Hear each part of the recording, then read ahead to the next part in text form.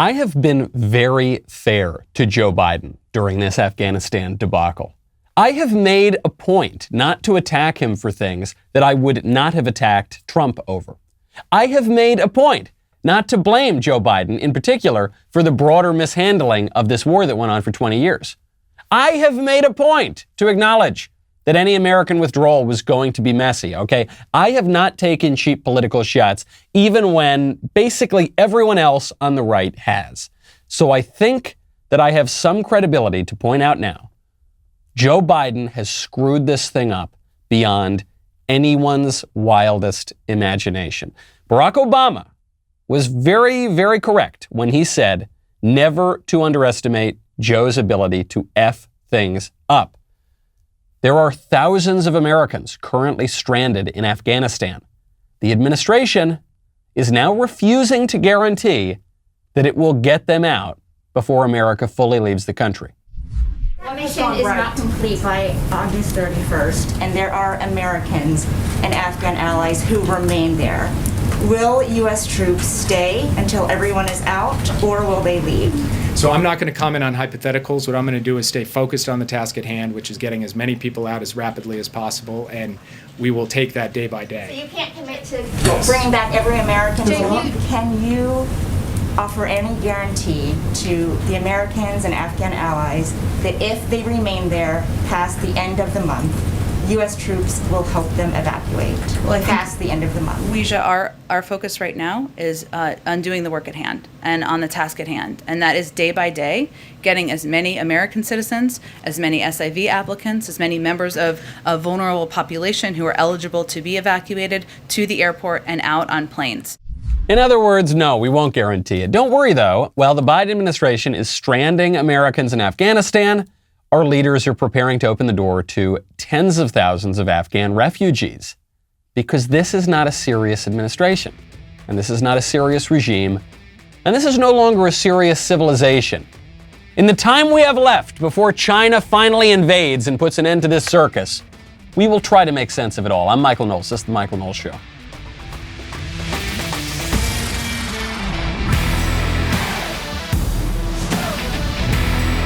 Welcome back to the show. My favorite comment yesterday is from Carol M., who says, "Death to America? Hey, that's Biden's slogan. What a coincidence." that's what you're going to see. Biden-Harris 2024. Death to America. You know, when things are feeling crazy, when the economy especially is on the ropes, when inflation is a major, major concern, one way to hedge your investments would be with Acre Gold. I've been trying to book a hotel because I'm going to go visit some relatives soon. And I don't know if you've noticed this, but hotel prices are way up, gas prices are way up, food is way up, everything's way up. Why is it way up? Because of inflation. Great hedge on inflation is physical gold. But Michael, you say, physical gold's expensive. I don't have that kind of money lying around. Yes, you do. Hear me out. If you have $30, you can invest in physical gold. Michael, hold on. Acre has developed this ingenious way to invest in physical gold for as little as $30 a month. The way they do it, you send in your $30 a month. When your gold stash reaches the price of their gold bars, Acre will discreetly ship Acre Gold to your door. They've got a new $100 a month subscription if you want to up the ante a little bit. Invest in a 5-gram gold bar. It's terrific stuff. I really love investing in physical precious metals. Go to getacregold.com/Knowles. Start investing in physical gold today. Make sure you go to this URL because Acre's giving away a gold bar. To qualify for the giveaway, tweet or post why you should be the recipient and mention at get_Acre. That is getacregold.com/Knowles. Thank you, Acre Gold, for supporting the show. I tried to be as fair as I possibly could. I truly believe, not to toot my own horn, okay, I think I was fairer to Biden on this thing than just about anyone else. But he is absolutely blowing it. It's outrageous. Even on the left-wing news channels, when the left-wing newscasters are trying to flack for him, even that isn't working, and the guests on those channels are calling it like it is. I'm curious to hear your reaction of this consequential speech by the American president. Didn't run from it. He owned it. He owned his decision. He owned the fact that, as he put it, the buck stops with him. I hope he gets to own their deaths, too. I feel like I watched a different speech than the rest of you guys. I was appalled. There was such a profound, bold-faced lie in that speech. The idea that we planned for every contingency. I have been personally trying to tell this administration since it took office. I've been trying to tell our government for years that this was coming. We sent them plan after plan on how to evacuate these people. Nobody listened to us. They didn't plan for the evacuation of our Afghan wartime allies. They're trying to conduct it now at the 11th hour. The thing that they were most concerned about was the optics of a chaotic evacuation. Well, they got exactly what they were most concerned of by failing to do what was right when we could have done it. So this Army veteran, a guy who's working on these sorts of issues, just right to Brian Williams' face. I don't know what you're talking about, man. I'm appalled. And frankly, there have been people in the mainstream media, even on NBC and other left-wing outlets, who have said this is really bad stuff. It was weak sauce in the speech because he avoided the main question. And now you're seeing this madness of stranding thousands of Americans there. Meanwhile, it's not just the left that's pushing to, before we get the Americans out, just try to resettle all the Afghan refugees. It's the Republicans too. George W. Bush, obviously who began the war in Afghanistan, is now demanding that the Biden administration take in as many refugees as possible. He says, quote, "The Afghans now at greatest risk are the ones who have been on the forefront of progress inside their nation. President Biden has promised to evacuate these Afghans along with the American citizens and our allies. The United States government has the legal authority to cut the red tape for refugees during urgent humanitarian crises. We have the responsibility and the resources to secure safe passage for them now without bureaucratic delay." So this is the sort of thing that you always hear from the left in America, but also from the liberal establishment right, which is you've got to take in all of the world's refugees. I'm not denying, by the way, that people in Afghanistan are going to suffer under the Taliban. Make no mistake about, I'm not saying it's going to be rosy for them. I'm just asking, what is the limiting principle? Because women suffer in many, many countries on earth. The people broadly suffer in many, many countries on earth. There are a lot of bad countries, spithole countries, like President Trump might say. Are we morally obligated to take in all of those people? Even if you're just limiting it to countries that we've had military interventions in. We've intervened militarily in basically every country on earth. So are we obligated to take in all of the world's people who don't like their societies? Can we even do that? Obviously, we cannot do that. George W. Bush was modest compared to some politicians in the United Kingdom. Rory Stewart, who's a British politician, he's actually now at Yale's Jackson Institute, he went further. He said that the West broadly has got to take in millions of refugees. He said, "I predict that there will be millions of Afghan refugees, but it will be over many years, and the US, UK, and all the NATO allies should share the burden between them." Do you ever notice that we're the ones always expected to share the burden? Why is that? Why is it that there are some countries in the Middle East that do take in refugees, and there are many other countries that do not take in refugees. They take in barely any refugees. So the countries nearest to these hot zones, these zones with civil war, very often they don't take in refugees, but then we fly these people to the other side of the world to come to the good old US of A, or to the United Kingdom, or to Europe. You heard Macron yesterday in France saying we have got to resist the influx of migrants. We just can't take it. Our societies are already on the brink of collapse. Here in the United States, just to remind you of something, we have violence in the streets. We have people burning down federal buildings. Even the left says we have insurrections left and right. I think the insurrections are more on their side than on our side, but regardless, we have insurrections in the country, and we haven't been able to conduct a presidential election where the overwhelming majority of Americans believe it was conducted freely and fairly in a very long time. Obviously, the 2020 presidential election remains contested, including by the candidate, who is not the president right now. But let's not forget the 2016 election remains contested, including by the candidate who lost. Everyone's saying that Donald Trump is threatening democracy because he won't accept the results of the election. Hillary Clinton still does not accept the results of the 2016 election. And actually, the disbelief in the legitimacy of that election has been much more widespread than disbelief in the legitimacy of the 2020 election.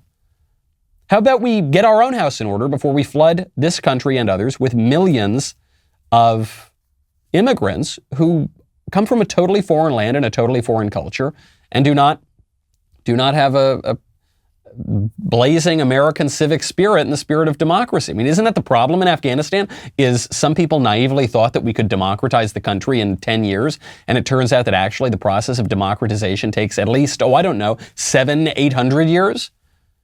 So now we're just supposed to open the floodgates. Why do we do this? Why do we seem to be the only civilization that ever takes the side of victims? We seem to intrinsically take the side of victims. There's actually a very important answer here. I think it gets to the heart of our culture. I think it's what unifies our experience on migration, on our own national history, on tearing down the monuments, and frankly, on our popular culture as well. The West uniquely takes the side of the victim. Yesterday, I mentioned this. There was this clip of Lizzo, who's a sort of famously hefty singer, and she was dancing around somewhat scantily clad, along with Cardi B, who was also scantily clad. And then she posted a video, and she was very upset, and she said, people are making fun of me because of my weight. And in the video, she's claiming this is fat phobia. And so on the one hand, we think, well, we shouldn't be exalting unhealthy lifestyles as though they're wonderful and terrific and everyone should model themselves after that. But also we feel really bad. We don't want people to be mean to one another. So what is the answer to this? Why is the West uniquely so focused on victimhood? Unlike other countries on Earth, or other civilizations on Earth, the West uniquely takes the side of the victim. We've done this from our earliest days, just about. Socrates famously says in Plato's Gorgias, he's arguing with these rhetoricians, and Socrates, the philosopher, says, it is better to be harmed than to commit harm. It is better. Now, most people, for most of everywhere else in the world, for most of history, have believed it's much better to be able to harm other people than it is to be harmed yourself. It's much better to be the victor than to be the victim. But Socrates says no. It is because if you harm somebody unjustly, you are degrading yourself. You're committing an immorality. It's much, much worse. And you see this also with the animating story, the animating fact of our civilization, which is Christ. All throughout history, groups come together and they find a scapegoat and they attack the scapegoat and they commit human sacrifice and they exile people. This is the fact of human nature. All civilizations begin with a death, right? Romulus kills Remus. It begins with Cain kills Abel. This is a fact of human nature. And the French writer who died not that long ago, René Girard, points out that this is the way societies work, and Christianity inverts that. Only in the Bible and to its fullest extent in the New Testament do you see, instead of everyone taking the side of the mob against the one victim, you see God taking the side of the victim. In the case of Christianity, that's what you have. You have Christ himself, who is the ultimate scapegoat, the ultimate victim, who is killed by the mob in this perfectly natural way that humans interact with one another. And then he conquers that death. And so I think, actually, René Girard goes on. He thinks this is where our victim culture comes from. He thinks this is where political correctness comes from. The idea that victimhood carries currency because of Christianity. Now, the way that we use victim culture today in political correctness is a perversion of that, right? Even Satan knows how to quote the scripture to his own devilish ends. But this is where it comes from. This is why you only see this kind of thing in the West. And so we're aware of that. That's good. I think that's obviously one of the wonderful features of our civilization. But we can take that to such an extreme of self-destruction. Yes, we want to take in the orphan. Yes, we want to take in the refugee. Yes, and we do that to a greater degree than anyone else on earth ever in the history of the world. But you can't just fling the doors open to everybody, because then you don't have a civilization anymore. Then you don't have a country, and then you don't have the ability to spread your charity, which is, I think, what a lot of these sort of messianic liberals in America seem to misunderstand. Now, speaking of Lizzo, speaking of women who have struggled publicly with their weight, speaking of misunderstanding the real victims here, Kirstie Alley just made a great point. Kirstie Alley, who is a terrific actress, she just tweeted out on this phenomenon of breastfeeding and chest feeding and the whole transgender craziness. She said, quote, breastfeeding is what women do. Women also bottle feed. Men bottle feed too. We do not have to buckle to the insanity of the minuscule minority of lunatics who make us feel guilty for not sharing their insanity. Chest feeding, human milk feeding, WTF, stop it. Yes, this, as our public health geniuses and our ruling class decides to erase women from society. They're now redefining breastfeeding as chest feeding. They're not going to call it breast milk. They're going to call it human milk, because it's not only women who can breed, it can be men, because some women think that they're men and some men think that they're women. And the reason that we're going along with this insanity, this lunacy, as Kirstie Alley rightly calls it, is because we have taken the good Christian Western impulse to take the side of the victim, to stick up for the victim and not to just scapegoat people. We have taken that to an insane conclusion to deny reality itself. That's not a good idea. Nobody is going to benefit. As we've been saying since this ideology cropped up, no one is going to benefit from denying reality and from indulging people's crazy delusions. And actually, and this is something we forget, there are going to be victims of this too. So when we take the side of the marginalized, of the man who thinks that he's a woman, or people who have various other sexual confusions, we are erasing women. We're erasing women from sports, right? We're erasing women from, we're taking away women's privacy in their bathrooms and in their changing rooms. We're erasing women from our very consciousness, from society. That's a bad thing. When we take the side of the victim, of the economic migrants or the refugees or the people who want to come from bad countries to our good country, that's a wonderful thing. But if you do it to a limitless degree, there are going to be victims here in the United States. There are going to be victims economically. There are going to be victims of crime. Afghan migrants in particular commit crime at very high rates. That's just a statistical fact. There are going to be victims of cultural madness, of political discord, even religious and racial discord. That happens sometimes. So you've got what we have to, I think, channel our wonderful impulse to take the side of the victim. We can't be so narrow-minded about this and only focus on one aspect of society. When you think politically, you're supposed to think about the public. You're supposed to think about everybody. Speaking of things that women do very well that men are not very well suited for, this is going to be politically incorrect, but I just have to say it. I know even many so-called conservatives don't want to talk about this because they want to go along with the liberal establishment and they don't want to be called haters and meanies and various phobes and everything. But I have to talk about it. Pete Buttigieg is having a baby. Pete Buttigieg and his partner, Chasten, are having a baby.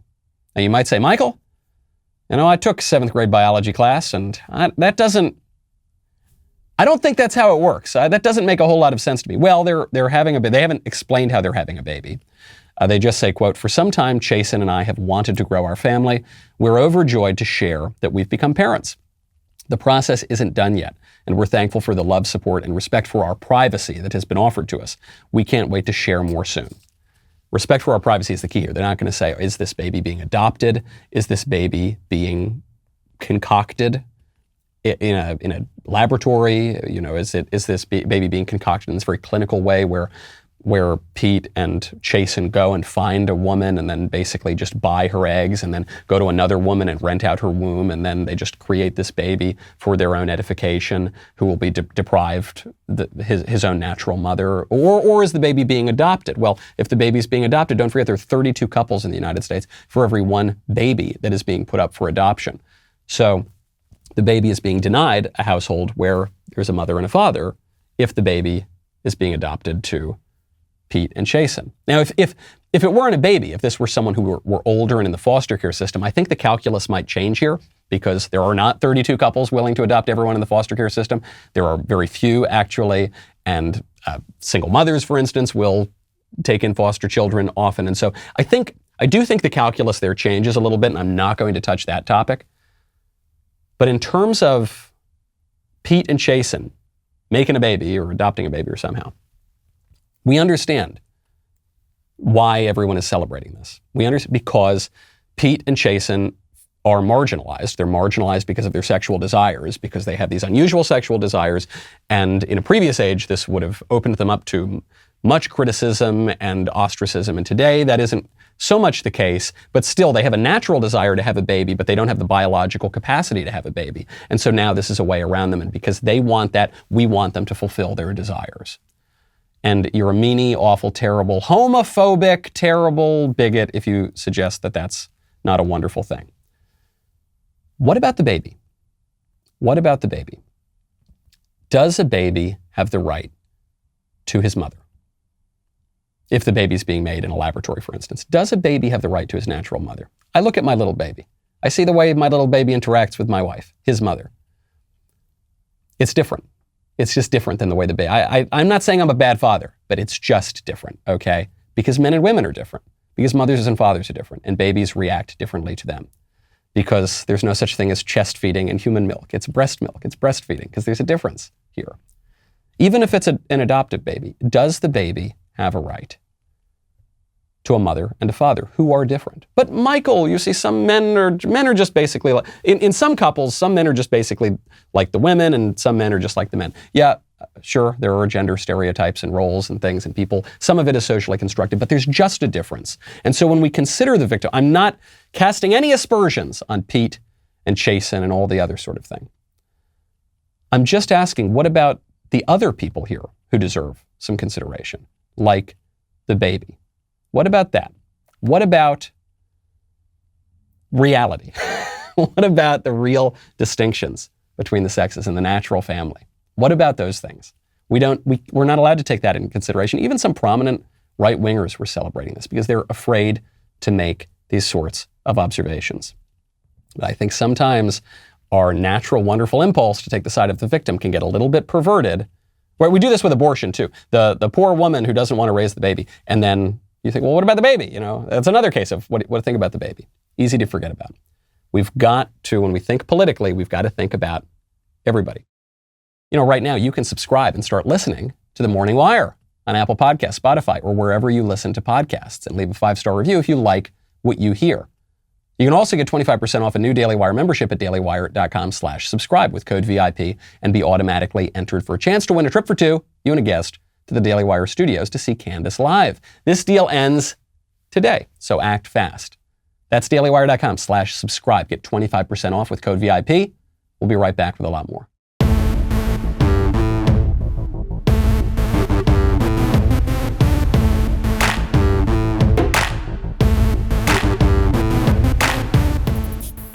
We've got a whole lot of sexual confusion in our society. We've got chest feeding. We've got babies drinking human milk. And we have on the economic front a major she-cession. And the only cure for a she-cession, you know, is a she-covery. Just ask Canadian Prime Minister Justin Trudeau. It is exactly the example of the kinds of things you need to do to counter the she-cession and turn it into a she-covery. Fact is, the Conservatives don't talk about that in their lengthy platform. You're right, Justin. The Conservatives, as far as I know, they have never talked about the she-cession, and nor have they talked about the she-covery. You got us there. You got us there. So I thought this was fake when I first saw the clip. I said, no, this must be a deep fake or something like that. No, he really said it. And the point he's making is even more ridiculous than the phrases that he's using. The point he's making is that the economic recession has disproportionately put women out of work. So the point he's making is that ultimately we need all the women to be working outside of the home. Obviously, women are going to work in whatever they're doing, but we need the women to be working outside of the home. This is another very radical idea that was once only pushed by the left. Once it was not pushed by either the left or the right, then it was pushed by the left, and then even the right has adopted it too. You saw President Trump talk about this. He said, women's unemployment is at an all-time low. And I thought, is that a good thing? Is that necessarily a good thing? Is that something we have to celebrate? We insist that all women go out and work for the widget factory or something like that? What if a woman wants to stay home? What if a woman wants to raise her family, keep a house, and watch the kids? That's bad because that would be the she-cession, because then the women's unemployment rate would be high. I mean, they're not actually unemployed. They're doing the most important work on earth, around which all the other work revolves, but that is not understood or recognized or valued in our modern liberal society. Liberal, not just on the left, but on the right as well. Why can't women do that? You know, there was a famous debate between the American feminist Betty Friedan and the French feminist Simone de Beauvoir. And Betty Friedan said something, and I think a lot of people would agree with. She said, you know, if women want to go work, that's fine. And if women want to stay home with the kids, that's fine too. And Simone de Beauvoir said, no. You cannot give women a choice. Because if you give women a choice to stay home and raise the kids, they'll take it. And we can't have women taking that choice because that is not conducive to liberation. So you've got to force women to go to work.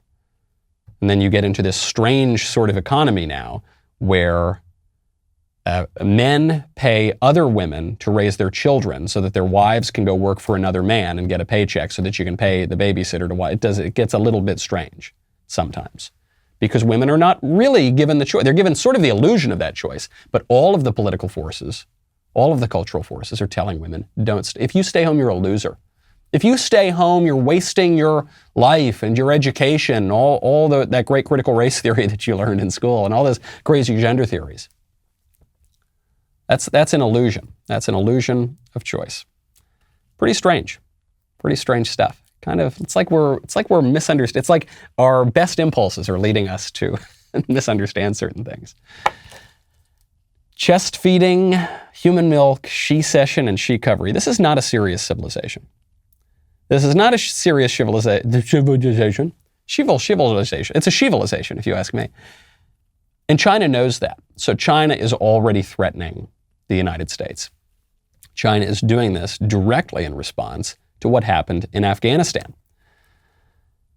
Chinese state media tweets out, quote, "From what happened in Afghanistan, those in Taiwan should perceive that once a war breaks out in the Straits, the island's defense will collapse in hours and the U.S. military won't come to help. As a result, Taiwan will quickly surrender." Ouch. I mean, in part, I'm sure the Chinese state media are pushing this out there right now, not just to send a message to Taiwan, but also to troll the United States. And so that people like me will repeat it on air. But it worked because they're making a point, because the argument that they're making here is probably true. Do you really think that the American people want to go to war for Taiwan? I don't. I don't think so. And it's not just the fault of the selfish, naive, ignorant American people. It's the fault of the ruling class. What's the argument for going to war in Taiwan? The argument is that it's a way to contain China. Sure, Taiwan's an independent country, and yeah, we have a good relationship with Taiwan, and yeah, it's the right thing to do. But the national interest, strategic reason to go to war for Taiwan is to contain China, which is now our chief rival on the global stage. What was the argument for staying in Afghanistan? I do think there was one argument. I'm not saying I agree with this argument, but it was the only one that was even plausible. The argument for staying in Afghanistan was that it gives the United States a base from which to check the ambitions of China, from which to check the ambitions of Russia, and from which to kill terrorists. Now, again, I'm not sure that this was sustainable. Very often you'll hear people talk about how there haven't been combat deaths in many, many months in Afghanistan. We could have just held it with 2,500 troops forever. I'm not convinced that that's true. The only reason we were able to maintain that peace, I think, with so few troops is that the Taliban knew that we were leaving. I think if we reversed that withdrawal, probably there would be another uptick in violence. Probably you'd have to send more soldiers over there, as is happening right now. So again, I'm not sure it's a strong tactical argument, but I get the strategy. Yeah, we need to do that to contain these other world powers. Okay. But that's not the argument that the ruling class made. The argument that the ruling class made was, first, that we need to go get Osama bin Laden, which I guess eventually we did, even though it took 10 years and we actually did it in Pakistan. But that was the most plausible argument. Then they said we need to spread freedom everywhere on earth. And if any government is not a Madisonian democracy anywhere in the entire world, then it poses an existential threat to the United States. That was George W. Bush's second inaugural. It was ridiculous. It was insane. So I don't think that persuaded anybody. Then it changed to we need to nation build in Afghanistan, even though initially we were not going to nation build. That was never going to work. Then it was we need to send women to college or something. I don't even mean to downplay it. I'm sure it would be nice for the women to be able to go to school, but that we're going to send Americans to go die overseas. We're going to spend $2.5 trillion to improve the educational outcomes of women in this one particular country and no other countries. That doesn't make a lot of sense. Then it actually became LGBT rights. Do you remember this? They raised the pride flag over the embassy in Kabul. You might love the pride flag. You might love LGBT rights, but does anybody really want to go send thousands of Americans to die overseas and trillions of dollars for the pride flag? The pride flag, last I checked, is not yet our national flag. We still have the stars and stripes. Pride flag might be our imperial flag, but it's not our national flag. So what was it? What were we doing? None of those arguments were persuasive. And if they try the same arguments in Taiwan, it's just not going to work. A serious civilization would be able to ascertain its interest, defend its own interest, and be willing to sustain that for some period of time. But I think it comes back to this victim thing, because we don't like ourselves very much. We don't like America. People are toppling statues, not just of the bad guys from history, but all the guys from history, of George Washington, of Thomas Jefferson, of Abraham Lincoln, for goodness sakes. He freed the slaves and they're toppling his statues. We're being taught in our schools, we're teaching our children in civics classes that America's a rotten, terrible place. And you, if you are an American, and especially if you're a white American, you're a terrible person. So why would anyone want to go project American power overseas? Why would anyone want to even defend America's own interests? We don't like ourselves.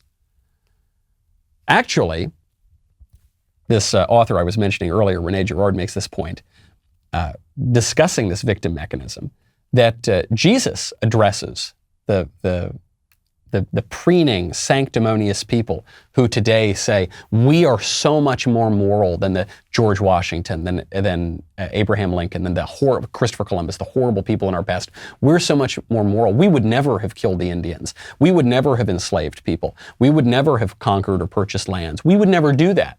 We're going to build honors to all those conquered peoples. Jesus does this in the Gospels of Luke and Matthew. He says, woe to you, scribes and Pharisees. Woe to you, you hypocrites, who put honors upon the prophets that your fathers killed. You will kill them too. You will do it. You are just as bad as them. Woe to you. All these things will pass in this generation. I think that what is needed, what comes from all of our issues on immigration, on the economy, on domestic issues, which are obviously very confused, on the way that different groups in America relate to one another, on our imperial presence overseas, is a healthy dose of reality. Just a healthy dose of reality. I don't think we need to say that immigration is important and necessary and we need to open the borders completely, or we need to completely close off immigration forever. It's a terrible thing. What if we recognize that permitting people into this country can be a good thing, but it has to be in balance? What if we recognize that projecting American power overseas is not always wonderful or always terrible, but is sometimes a fine thing to do in measure, in balance, in moderation, which is a virtue? What if we recognize that there are many victims in the world and there are many perpetrators of violence and many victimizers, and we need to, thinking politically, take all of them into account and balance these things out when we're debating what to do in Afghanistan or what to do right here at home?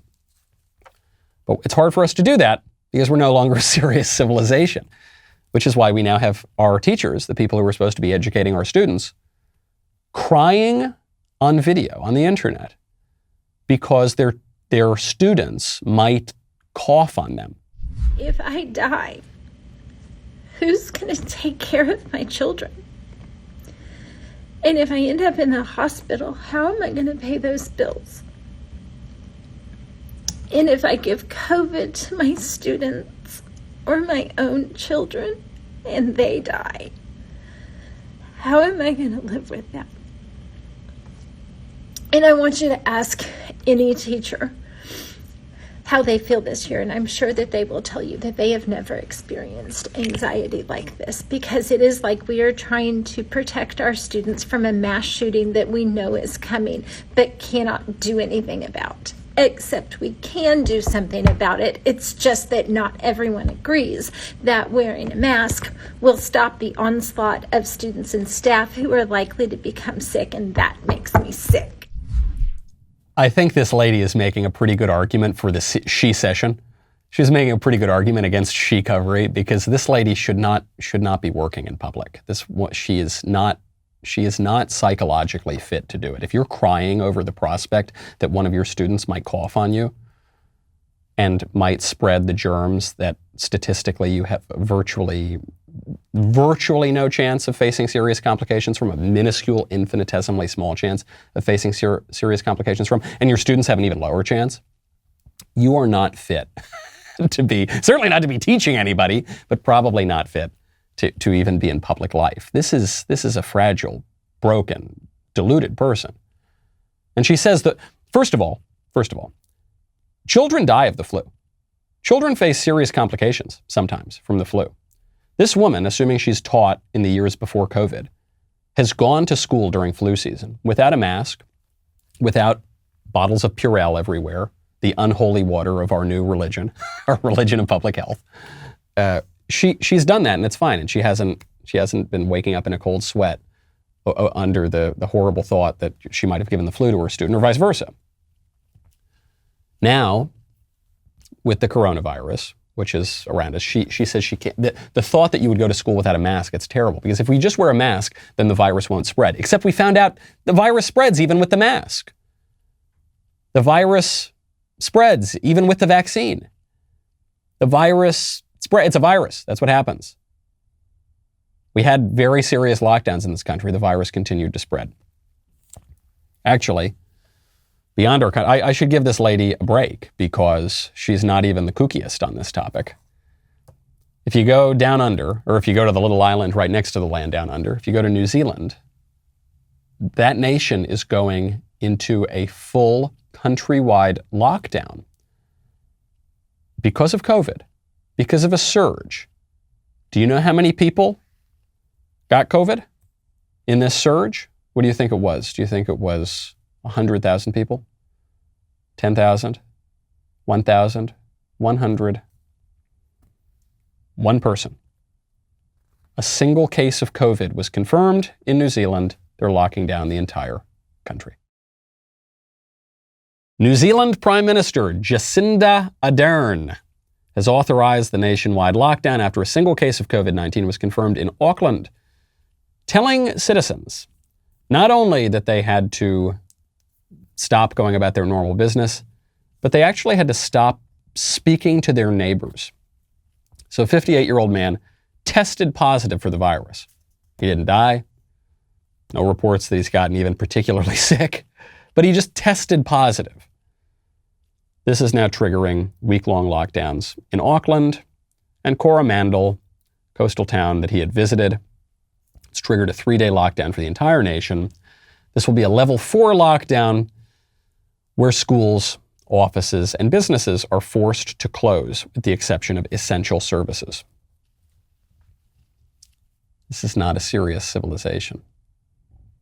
You know what I noticed? Of all the horrific videos coming out of Afghanistan, the one thing I noticed is there's not a ton of masking going on. There's masking of the women, I suppose. There's full burqas for the women. But for the men who are taking over the country right now, the men who are trying to escape, they're not concerned really about the mask or social distancing or the rapid spread of COVID or anything like that, because they're focused on important things.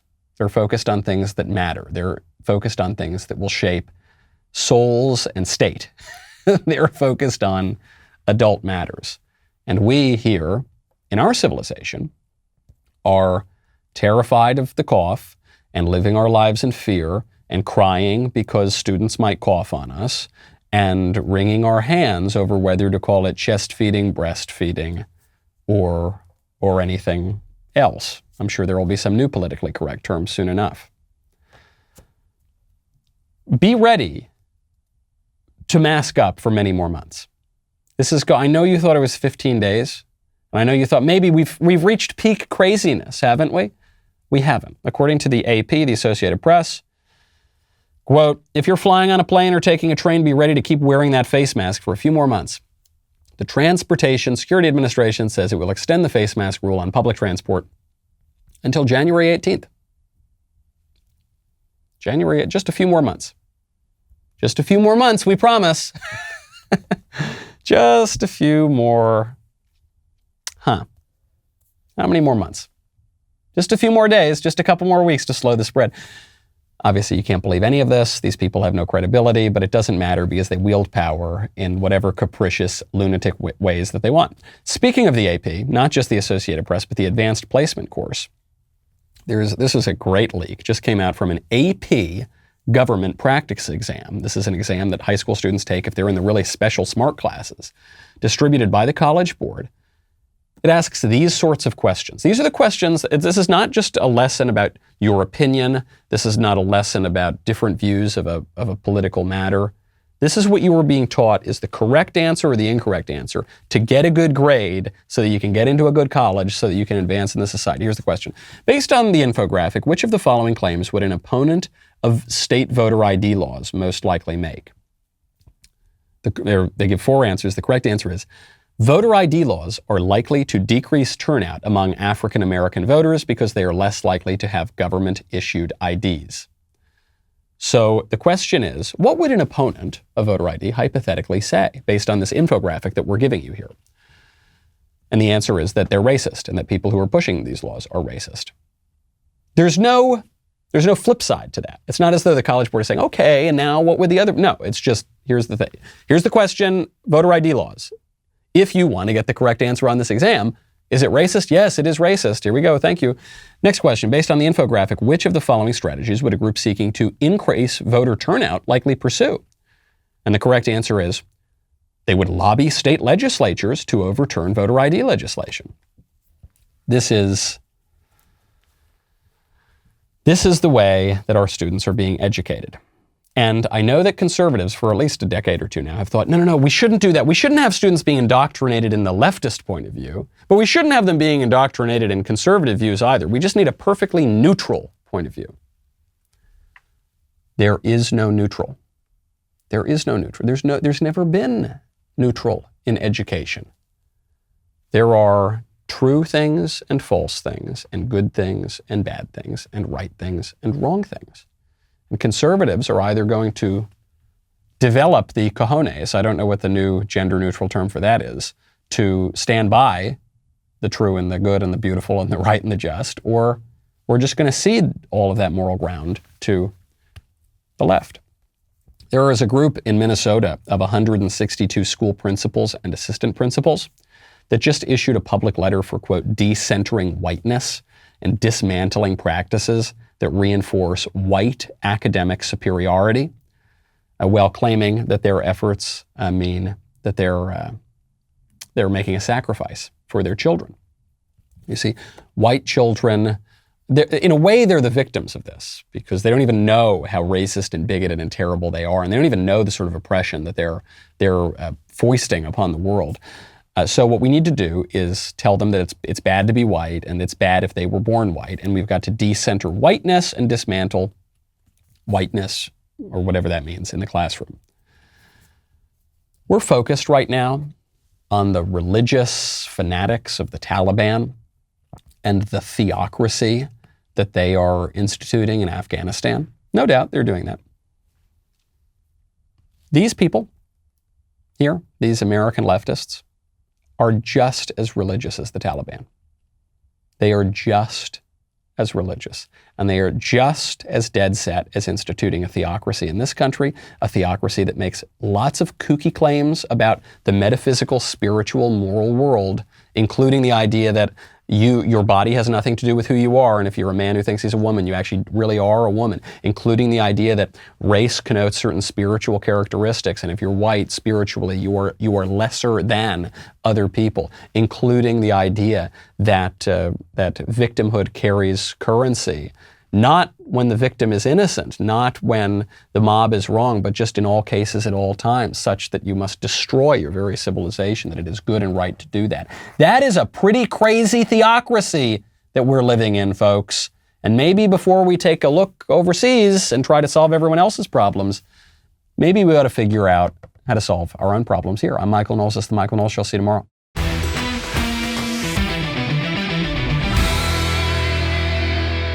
The Michael Knowles Show is produced by Ben Davies. Executive producer, Jeremy Boring. Our technical director is Austin Stevens. Supervising producer, Mathis Glover. Production manager, Pavel Vidovsky. Editor and associate producer, Danny D'Amico. Associate producer, Justine Turley. Audio mixer, Mike Coromina. And hair and makeup by Nika Geneva. The Michael Knowles Show is a Daily Wire production. Copyright Daily Wire 2021. On the Matt Walsh Show, we talk about the things that matter, real issues that affect you, your family, our country, not just politics, but culture, faith, current events, all the fundamentals. If they matter to you, come check out the show.